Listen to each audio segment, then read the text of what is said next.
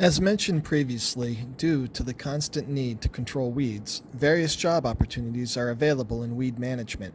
These careers include chemical applicators and crop consultants. Chemical applicators work with herbicides that help control or kill weeds.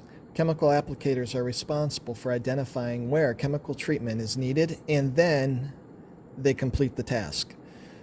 They mix the chemicals needed before performing the application. Chemical applicators need to have knowledge of these chemicals, as well as an understanding of the safe handling of these materials. To become a chemical applicator, you must have an associate degree followed by training, resulting in certification. Crop consultants must have a great breadth of knowledge to advise growers about efficient crop growth. They must understand the different types of growing media and recognize various plant diseases to be able to advise appropriately. Efficient crop growth includes prevention and control of weeds. Consultants must be able to collect data, write reports, and present on their findings.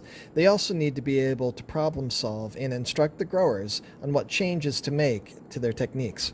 Crop consultants are typically certified and require a bachelor's degree as well as continuing education.